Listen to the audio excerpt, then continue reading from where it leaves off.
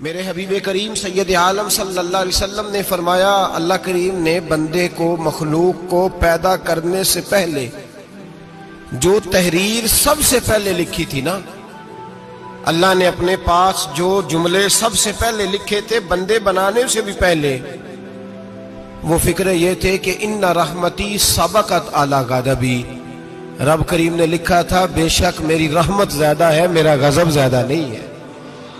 اس نے لکھا تھا کہ میری رحمت ہمیشہ میرے غضب پر غالب رہے گی، غلبہ رحمت کا ہے۔ سنیں بڑی پیاری حدیث، بڑی خوبصورت حدیث، کنز المال میں دیگر کتب احادیث میں ہے۔ حضرت ابو ہریرہ رضی اللہ تعالیٰ عنہ فرماتے ایک بابا جی نبی پاک کی بارگاہ میں آئے، اور جب وہ واپس جانے لگے تو میں نے عمر پوچھی تو عمر تھی 96 سال۔ کہتے ہیں بزرگ جب آئے نا تو یہ بھویں جو ہے نا ان کی سفید ہو کے تو یوں آنکھوں پہ آ گئی، بڑی چھڑی بابا جی نے پکڑی ہوئی اور دونوں ہاتھ پکڑ کے نا چھڑی کے اوپر جھکے ہوئے ہیں ایک جانب، قربان جاؤں۔ کہتے ہیں جب وہ بزرگ مسجد میں داخل ہوئے تو میرے رسول نے کھڑے ہو کے استقبال فرمایا، کھڑے ہو، اور نبی کریم صلی اللہ علیہ وسلم نے آگے بڑھ کے بابا جی کو بازو سے پکڑا اور بٹھایا۔ حضور بیٹھ گئے، کہا بزرگوں کیسے آئے ہو؟ تو کہتے ہیں وہ بابا جی بات کرتے تو آنکھ کھول کے پہلے حضور کا چہرہ دیکھتے، پھر وہ بات کرتے تو ان کے لب و لہجے کے اندر بڑی پریشانی، بڑی تکلیف، بڑی مایوسی۔ عرض کرنے لگے یا رسول اللہ، حضور زندگی ساری گناہوں میں بیت گئی ہے، حضور غلطیاں ہی غلطیاں، یاد ماضی عذاب ہے، یا رب چھین لے مجھ سے حافظہ میرا۔ اے اللہ کے رسول بڑی لمبی فہرست ہے، پاپ ہی پاپ ہے، کالے سیاہ دفتر ہے۔ یا رسول اللہ صلی اللہ علیہ وسلم جب پلٹ کے دیکھتا ہوں حضور مجھے نیکی دکھائی نہیں دیتی۔ حضور اس عمر میں آپ کا ایک صحابی ملا ہے، اس نے بات سمجھائی ہے تو تھوڑا خیال آیا ہے، لیکن یا رسول اللہ صلی اللہ علیہ وسلم اب میرا وجود بیکار ہو گیا ہے، حضور بوڑھا ہو گیا ہوں۔ 3 باتیں کہیں بزرگوں نے اور نرالی کہیں، کہنے لگے یا رسول اللہ صلی اللہ علیہ وسلم، حضور اب تو میری کمر بھی سیدھی نہیں ہوتی کہ میں نماز ہی صحیح ادا کر سکوں، بوڑھا ہو گیا ہوں۔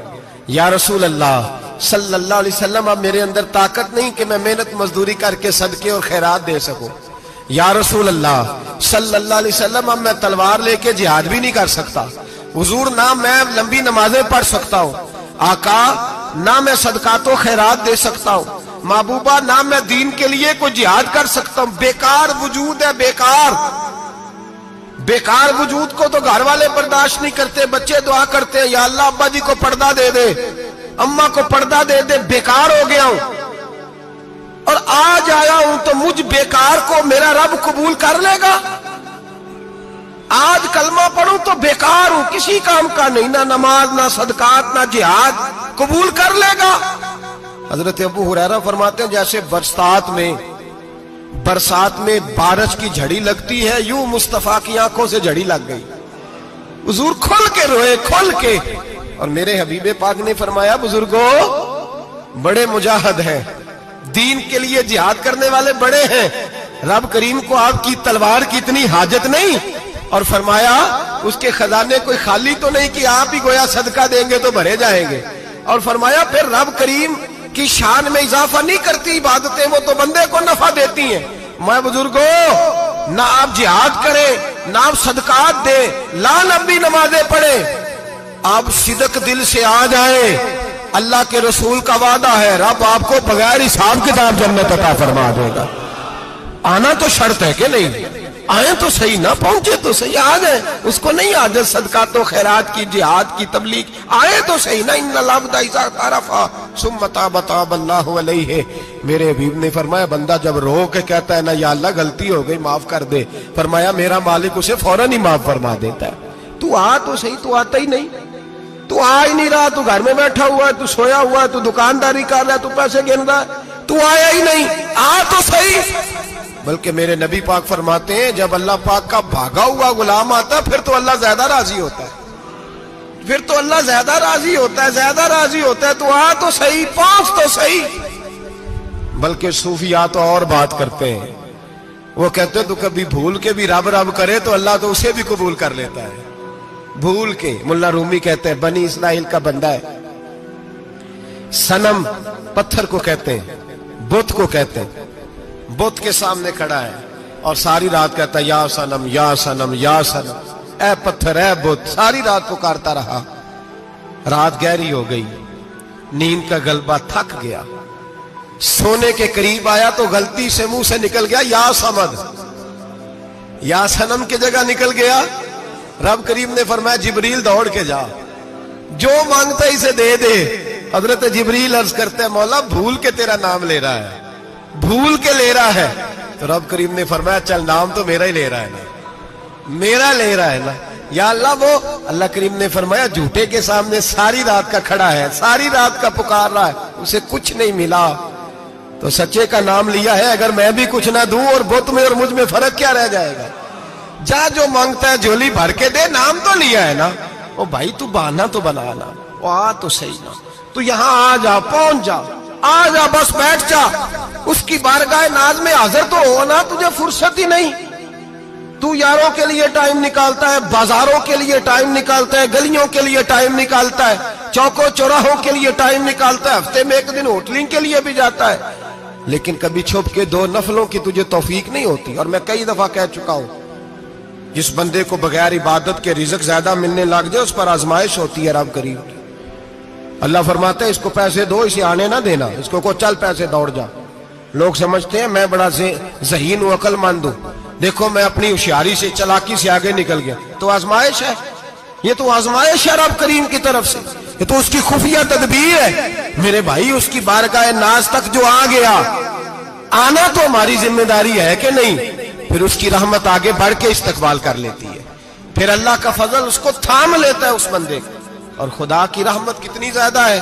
मेरे हबीब करीम सैयद आलम सल्लल्लाहु अलैहि वसल्लम ने फरमाया अल्लाह ने अपनी रहमत के 100 हिस्से किए। हुजूर फरमाते हैं एक हिस्सा अल्लाह ने दुनिया में नाज़िल किया है। कितना? एक हिस्सा। फरमाया ये जो माँ बेटे से प्यार करती है, बाप बेटे के लिए मजदूरी करता है, जो बहन भाई के लिए रोती है, ये जो बीवी शौहर के लिए दुआ मांगती है, ये जो बच्चे माँ बाप से प्यार करते हैं, फरमाया ये उस एक रहमत का नतीजा है, एक रहमत का नतीजा। तो सहाबा कहने लगे या रसूलल्लाह वो 99 किधर है? नबी पाक ने फरमाया रब करीम ने संभाली हुई है, कयामत के दिन तुम्हें अता फरमाएगा। अभी तो एक नाज़िल की है।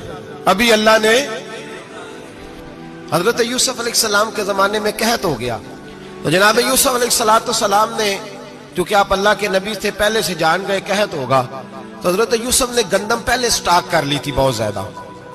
बाकी इलाकों में जब कहत पड़ा ना, अब सब लोगों ने मिस्र की तरफ रुझान किया गंदम लेने के लिए। तो हजरत यूसुफ अलैहिस्सलाम ने ना शहर के दरवाजे पर बंदे खड़े कर दिए। फरमाया जो बंदा आए ना उससे 2 सवाल पूछना। जो आएंगे लोग गंदम खरीदने, जो आए 2 सवाल पूछना। एक पूछना कहां से आया है और एक पूछना लेके क्या आया है।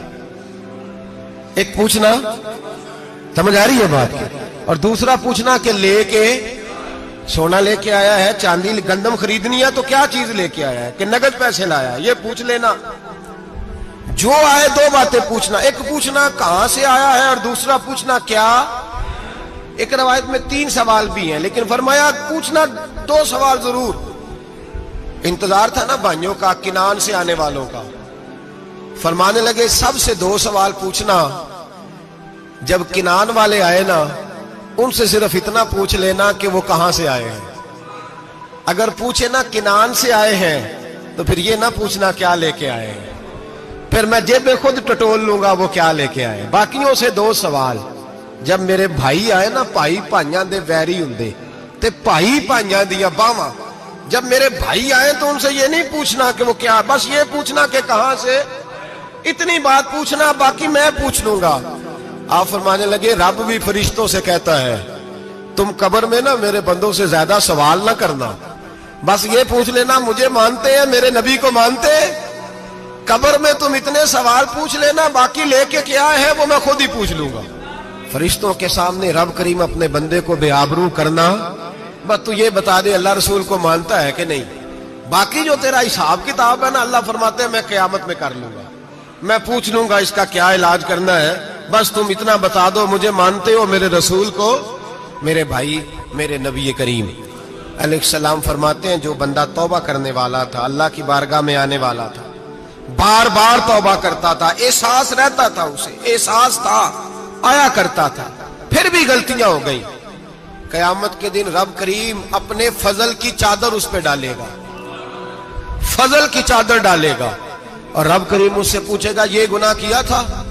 اور نبی پاک فرماتے ہیں اس نے بڑے بھی گناہ کیے، اللہ چھوٹے چھوٹے گناہوں کے بارے میں پوچھے گا، یہ غلطی کی تھی، یہ گناہ، بندہ ڈر رہا ہے، وہ کہہ رہا ہے پتہ نہیں سزا کیا ملے گی، کیونکہ دنیا میں بھی ڈرتا رہا، یہاں بھی ڈر رہا ہے، شرط یہ ہے کہ احساس والا ہو، آتا رہو، پھر بھی غلطیاں ہو گئی، خیال کرتا تھا، محنت کرتا تھا، نیک ہونے کی جدوجہد کرتا تھا، کوتاہیاں رہ گئی، یہ گناہ کیا تھا یا اللہ بھول گیا تھا، یہ گناہ کیا اللہ مجھ سے غلطی ہو گئی، یہاں بھی کیا تھا یا اللہ غلطی ہو گئی۔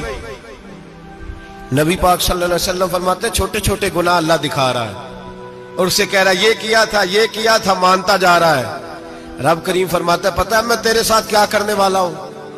ٹانگیں کانپ گئی، یا اللہ پتہ نہیں، فرمایا میں تجھے ان گناہوں کے بدلے نیکیاں دینے لگا ہوں، ان گناہوں کے بدلے نیکیاں۔ نبی پاک فرماتا ہے فٹافٹ ہی بول پڑا، کہنے لگا یا اللہ میں نے تو بڑے بڑے گناہ بھی کیے، اگر تو نے گناہوں کے بدلے نیکیاں دے دیا تو میرے تو بڑے بڑے پاپ بھی ہیں، وہ دوسرے کدھر ہیں؟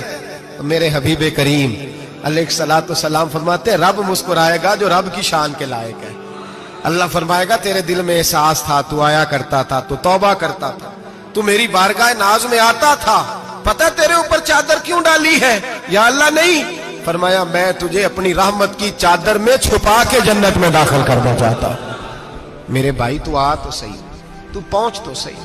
میرے نبی کریم علیہ الصلوۃ والسلام نے ایک دن صحابہ سے پوچھا ایک بات تو بتاؤ، بخاری مسلم کی حدیث ہے، یا رسول اللہ پوچھئے۔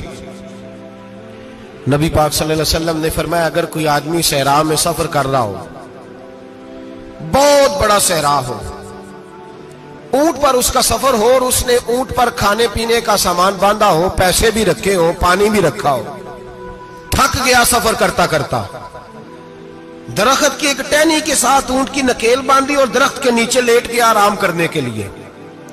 اللہ کے حبیب فرماتے ہیں اچانک اس کی آنکھ لگ گئی، جب جاگا تو اس نے دیکھا کہ اونٹ تو غائب ہو گیا ہے، اب نہ کھانا ہے، نہ پانی ہے، نہ پیسے ہیں، اور صحرا بڑا لمبا ہے، پیدل سفر بھی نہیں کر سکتا۔ تھوڑا سا ڈھونڈا، پھر موت کا انتظار کرنے لگا، سوچنے لگا اب موت آئے گی، اب مر جاؤں گا۔